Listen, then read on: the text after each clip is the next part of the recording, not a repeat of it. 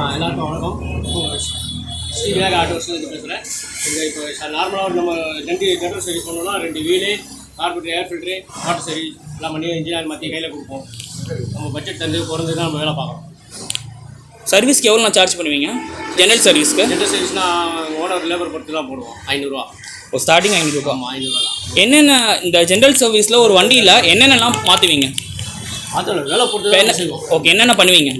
2 wheel, back wheel, front wheel, அதில் பொருள் போனால் அதில் மாற்றுவோம். அது மாதிரி ஏர் ஃபில்ட்ரு, அது கார்பெட்ரு, அது நம்மளோட ஜென்ரல் சர்வீஸ்னால் அதெல்லாம் செய்வோம். அதுக்குள்ளே பொருள் போனால் தான் back brake shoe, wheel rubber, bearing, bracket நான் எப்படி செக் பண்ணி தான் செய்வோம். பேட்டரி சார்ஜ் பண்ணுறதுலாம் கண்டிப்பாக பண்ணி தான் ஆகும். அது ஃபால்ட் இருந்தால் செய்வோம், இல்லைனா இல்லை. ஓகே.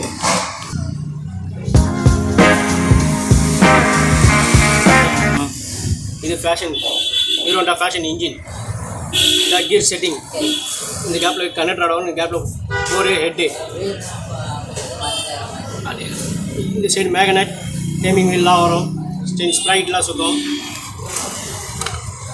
இந்த கேப்பில் கிளச்சு செட்டிங்லாம் வரும், இந்த சைடு கிளச்சு செட்டெல்லாம் வரும். நம்ம வேலை பார்க்கலாம். ஆயில் ஊற்றுற இன்ஜின் ஆயில் ஊற்றுற கிளச்சு செட்டு, அதே மாதிரி கிக்கர் வேலை பார்க்குறது, கிக் ஷார்ட் பண்ணுறோம்.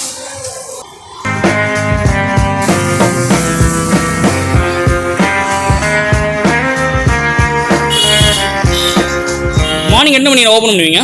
மார்னிங் 8:30. 8:30. க்ளோசிங்கு 9:30. 9:30. எத்தனை பேர் இங்கே ஒர்க் பண்ணுறாங்க? 7 பேர். 7 பேர் இருக்காங்க.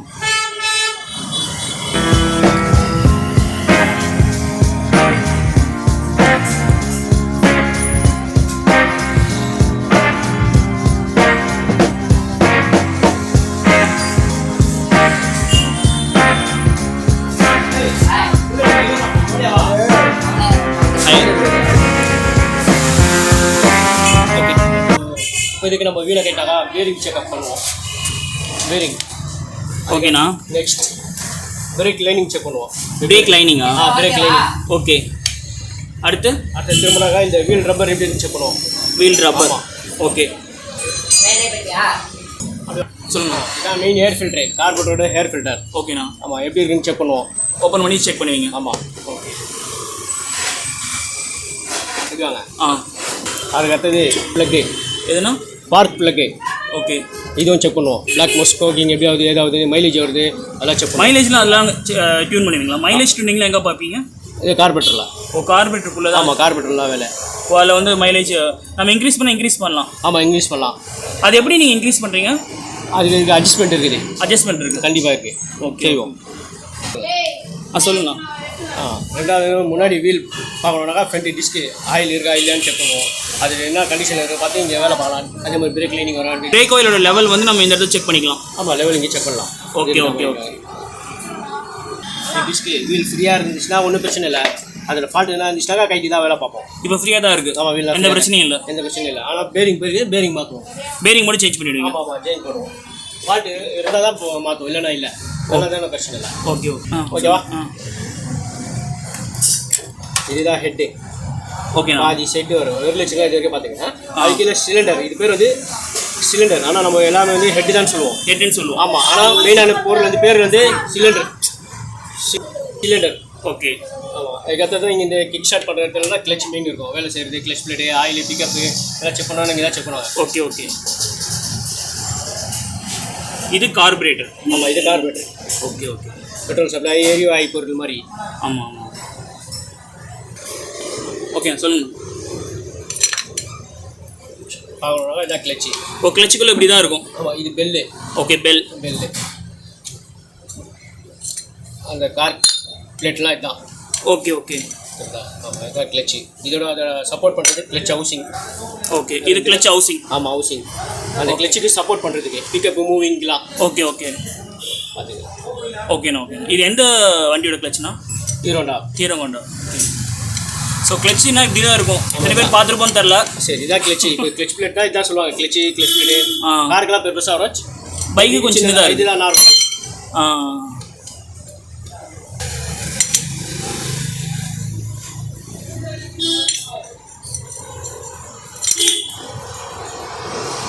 வண்டி ஸ்டார்ட் பண்ணோன்னா நமக்கு இந்த நியூட்ரல் லைட்டு, இந்த லைட்லாம் எரியும். முடிஞ்சோன்னா அது ஏன் ஏரியலனாக்கா ஒரு பேட்டரி பீஸ் எல்லாம் செக் பண்ணுவோம், அந்த சைட் செக் பண்ணுவோம்.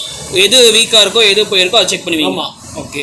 இது நியூட்ரல் லைட் எரியலைனா நம்ம பேட்டரியில் என்ன செக் பண்ணுவோம். ஓகே. ஏன் எரியலன்னு பண்ணுவோம். அது மாதிரி இந்த ஷெல்ஃபுக்கு பாருங்க பெரிய ஃபால்ட்டு எதுனாலும் இந்த செல்ஃபு போடுறோம் ஏன் பேட்டரி அமுகுதுன்னா அதுவும் செக் பண்ணுவோம். இப்போ செல்ஃப் போகிறப்ப ஸ்டார்ட் ஆகலாம். ஆமாம், ஸ்டார்ட் ஆகலைனாக்கா டிஸ்பிளே அமுகுதுவாங்க. ஆமாம். அதனால பேட்டரி தான் ஃபால்ட்டு. பேட்டரி லோவாக ஒன்று சார்ஜ் பண்ணுவீங்க அப்படின்னா பேட்டரியை மாற்ற இருக்கும். பேட்டரியோட ஃபால்ட் கண்டிஷன் பார்த்து தான் சொல்லுவீங்க மாற்றணுமா இல்லை வேணாமா. இப்போ பேட்டரி புதுசாக போனால் எவ்வளோ ஆகும்? பேட்டரி புதுசாக 1500 ஆகும். இப்போ 1500 ஆகும். சார்ஜ் பண்ணுறதுக்கு வெறுமனே ஒரு 80 rupees ஆகும். அவ்வளோதான் கேட்குறேன். ஓகே. இண்டிகேட்டர் செக் பண்ணுறீங்க? ஆமாம், எல்லாம் இண்டிகேட்டர் ஹெட்லைட் எல்லாமே இந்த பேட்டரியில் இல்லைனா எல்லாமே வேலை செய்யுது. ஓகே. ஆமாம், பேட்டரி இல்லைனா இந்த வண்டி ஸ்டார்ட் கூட ஆகாது. இப்போ பொசிஷனாக தான் 2010 இந்த மாதிரி பேட்டரியில் எல்லாம் இதான் நடக்குது. ஓகே. 10க்கு முன்னாடிலாம் அந்த பேட்டரி இல்லாமல் வண்டியெல்லாம் ஓடிடணும். இப்போ 2010 இந்த பேட்டரி வச்சு தான் வண்டி ஓடுது. இது லைன் வராதுன்னு சொல்கிறேன். பேட்டரி தான் லைன் பேட்டரி தான் வண்டி.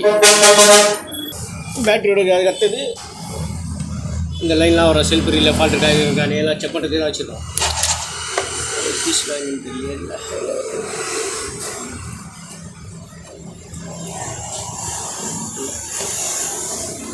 இந்த லைன் ஏறியா வரலன்னா இந்த பீஸ்லாம் செக் பண்ணுவோம் கைட்டி. ரிமூவ் பண்ணி கைட்டி செக் பண்ணுவீங்க? ஆமாம், செக் பண்ணுவோம். அவன் ஏன் இங்கே நியூட்ரல் லைட்லாம் எரியல இதெல்லாம் இந்த லைன்லாம் செக் பண்ணுவோம் பீஸ்லாம் கைட்டிட்டு. ஓகே.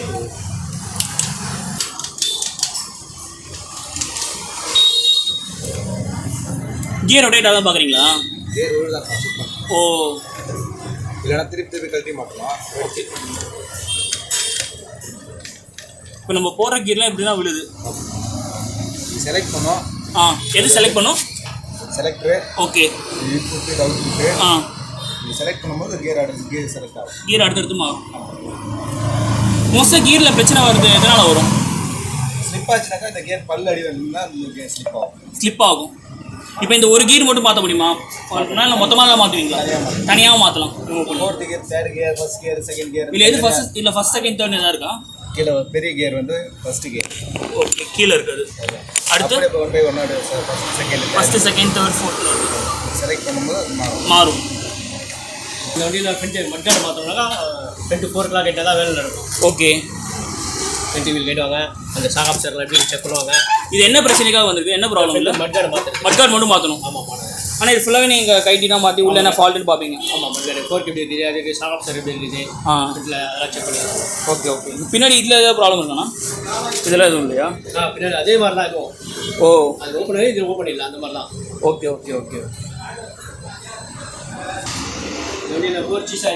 என்ன ஆயிருக்குண்ணா? 4 சீஸ் ஆயிடுச்சு. 4 சீஸ் ஆயிடுச்சா? 4 சீஸ் ஆயிடுச்சு. ஓகே. சிலிண்டர் பார்த்துக்கோ, ஹெட் வேலை, தண்ணி ஒர்க்கு வேலை பார்த்தோம். ஓகே. எக்ஸ்ட்ரா வேலைனாலும் உள்ள ப்ளக்கு வால்வு எல்லாம் செக் பண்ணி போடுவாங்க. அது மாதிரி சிலிண்டர் புதுசு போகிறனால சில பிஸ்டனோட புதுசாகும். ஓகே. இது இப்போ இந்த மாதிரி இன்ஜின் ப்ராப்ளம் வந்து எத்தனை நாள் ஆகும் சர்வீஸ் பண்ணி முடிக்கிறதுக்கு? வேலை பொறுத்து சார். 2 days கூட ஆகலாம். இல்லை 1 days கூட ஆகலாம். 1 or 2 days ஆகும், சொல்ல முடியாது. வேலையை பொறுத்து தான். ஆனால் இப்போலாம் சின்ன கடை ஒரே வண்டியானாக்கா ஒரு நாள் போய்ட்டு வந்து சேர்ந்து மாட்டு ஒரு நாள் வேலை முடிக்கலாம். அது இல்லைனாக்கா ஒரு 2 days தான் கண்டிப்பாக. இப்போ நார்மலாக ஜென்ரல் சர்வீஸ்க்கு வர வண்டி பார்த்தா ஒரு நாளே கொடுத்துருங்க. காலைல விட்டா ஈவினிங் எடுத்துக்கலாம்ல? காலைல விட்டா ஈவினிங் கூட ஏன் சொல்கிறோம்னாக்கா ஒன்றுக்கு 4 வண்டி வரதுனால அப்படி சொல்கிறோம். ரொட்டேஷனில் இருக்குனால. இல்லை இதில் வேலை போட்டு ஒன்று 4 பேர் கொடுத்துருவோம், சின்ன வேலை வருது, அது மாதிரி தான் சொல்கிறோம். வேறு ஒன்றும் இல்லை.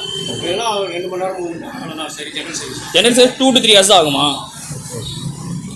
அதுவும் வேலை பொறுத்து தான். இப்போ டக்குனு இங்கே சாமான் வாடிக்கலன்னா அதுக்கு போய் வாங்கிட்டு வரலாம், அது லேட் ஆகும். இங்கே சாமான் எங்கே வாங்குறீங்க? பார்ட்ஸ்லாம் எங்கே போய் வாங்கிட்டு ராஜ்கில் பார்ப்போம். இங்கே அங்கே போகிறீங்களா? உங்களுக்கு தெரிஞ்ச கடையா இல்லை தெரிஞ்ச கடை வேறுனால? முதல்ல வாட்டர் சர்வீஸ் பண்ணுறா, மீதி எல்லா வேலையும் செய்யாது. இப்போ ஃபஸ்ட்டே வாட்டர் சர்வீஸ் தான் பண்ணுவீங்க? வாட்டர் சர்வீஸ் தான். ஓகே. இப்போ ஏன்னா எல்லாத்துல தண்ணி போகக்கூடாது இல்லையா? ஆமாம். முதல்ல தண்ணி ஊற்றி கழுவி தான் அதுக்கப்புறம் தான் மீதி எல்லாமே வேலையை ஒர்க் ஸ்டார்ட் பண்ணுவீங்க. வாட்டர் வாஷ் எங்கே பண்ணுறீங்க? பக்கத்தில் இங்கே பண்ணிவிட்டீங்களா? நம்ம இடத்துலையே. வாட்டர் வாஷுக்கு எவ்வளோ ஆகுது? வாட்டர் வாஷ் சாதா வண்டி தான் 150 ரூபா ஆகும். இப்போ நம்ம கடைகளில் ஒரு வண்டி தான் 130 ரூபா ஆகும். ஓ, இங்கே விட்டாங்கன்னா வெளியிலேருந்து வந்து வேணா 150. இப்போ நீங்கள் ஒரு அர்ஜென்ட் ஒரு வாட்டர் சைஸ்னா ஒரு 150 ரூபா ஆகும். 150 ஆகும். இப்போ நமக்கு எல்லாம் செஞ்சு வரனால அது 130 ரூபா. ஓகே, ஒரு 20 rupees. நம்மளுக்கு அது 20 rupeesலாம் இல்லை. இப்போ நம்ம எல்லா வேலை பார்க்குறோம்னா 330 ரூபா ஆகும். அவ்வளோதான். இப்போ மற்ற கடைக்கும் இந்த கடைக்கும் என்ன டிஃப்ரென்ஸ் இருக்குது? மற்ற கடையில் சரி சொல்கிறாங்க, அதெல்லாம் நம்மளுக்கு தெரியாது. அது தெரியல. என்ன ஹைலைட்டு அந்த மாதிரி ஏதாவது? இப்போ நம்ம வேலை பொறுத்து என்ன உங்களுக்கு பிடிச்சிருக்கா முதல்ல நம்ம வேலை செய்ய முடிச்சாலும் நம்ம ஓனர் இருக்கு ஓகே இதுக்கப்புறம் நான் நெக்ஸ்ட் உங்கள் கடை கொடுக்குறேன் வெளியே வேறு ஒன்றும் கஸ்டமர் சாட்டிஸ்ஃபேக்ஷன். ஆமாம். ஒன்ஸ் உங்கள் கடைக்கு வந்தாங்கன்னா அடுத்தடுத்து உங்கள் கடையிலே விடுறாங்க. கஸ்டமர்ஸ் ரெகுலராக விட்டுட்டா இருக்காங்க. அதெல்லாம் ரெடியாக தான் இருக்கேன்.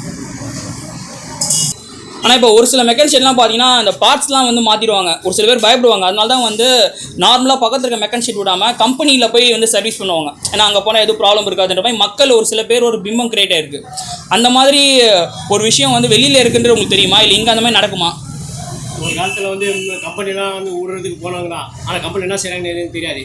மெக்கானிக் ஷெட்டில் வந்து நான் கஸ்டமர் கூப்பிட்டு வர்றதுக்காக வெளியே செய்கிறோம். இந்த பார்ட்ஸ் மாற்ற அந்த பார்ட்ஸ் மாத்திர மாதிரி தான் நம்மளுக்கு கஸ்டமர்லாம் பிடிக்காத யார் இருந்தாலும். புரியுதுங்களா? இதுதான் விஷயம்.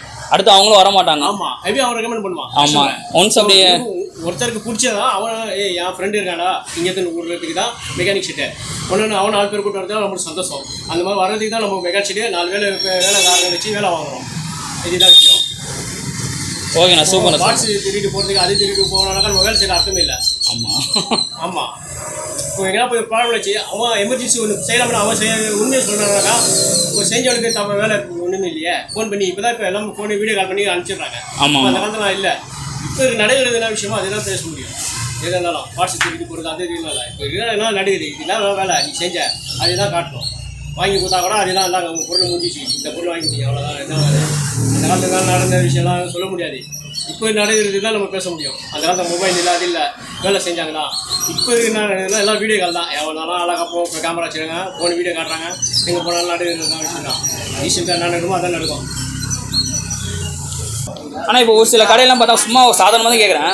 ஒரு சில மெக்கானிக் ஷெட்டில் பார்த்தா நம்ம வந்து பெட்ரோல்லாம் ஃபில் பண்ணிட்டு போக மாட்டோம். இப்போ நம்ம மெக்கானிக் ஷெட் விடுறதுனாலே வந்து நம்ம என்ன பண்ணுவோம், மோஸ்ட்டாக வண்டியை ட்ரைன் பண்ணி தான் விடுவாங்க. எதனாலன்னா வந்து பெட்ரோல் இடம் இருப்பாங்க அப்படின்ற ஒரு இது வந்து மக்கள்கிட்ட இருக்கும். இங்கே அந்த மாதிரி ஏதாவது நடக்காது. ஜஸ்ட் கேட்கணுன்றது நான் கேட்குறேன். இப்படி பண்ணாங்களே அது எப்படி உங்களோட ஒப்பீனியன் என்ன? பெட்ரோலு கஸ்டமர் எப்படி விடுறாங்க நம்மளுக்கு தேவை. இப்போ வரவண்டிக்கெலாம் பெட்ரோலே தேவையில்லை. அது இது கழுவணும் இது அந்த காலத்தில் வந்து அந்த கழுவணும் இது கழுவணும் எடுப்பாங்க செய்வாங்க சொல்லிடுவாங்க. அப்போ வந்து பெட்ரோல் விலைலாம் கம்மி. இப்போ 1 லிட்டர் போகிறதுக்கு எல்லாம் 100 ரூபாய்க்கு போகிறதுக்கு எல்லாம் 60 கணக்கு பார்க்குறாங்க. மீட்ரு வரல அது வரல அதெல்லாம் செக் பண்ணி தான் கொடுக்குறோம். மைலேஜ் செக் பண்ணுறது அது பண்ணுறது. இப்போலாம் வந்து எடுத்தோம்னாக்கா கடை ஃபுல்லாக கேமரா இருக்குது. ஏன் எதுக்கு எடுத்த ஓனர் போட்டு கொடுத்துருவாரு. இதுதான் விஷயம். பெட்ரோல் ஏன் இந்த வண்டியில் எடுத்த எதுக்காக எடுத்த விஷயம் இருக்குது நிறையா. கஸ்டமர் போட்டு வந்து விட்றாங்கன்னா அவனுக்கு நீ போட்டு இல்லைனாக்கா நீ சொல்லி இன்ஃபார்ம் பண்ணி பெட்ரோல் எல்லாம் ஓனர் வீடு போட்டு கையில் கொடுத்துருவோம். அவ்வளோதான்.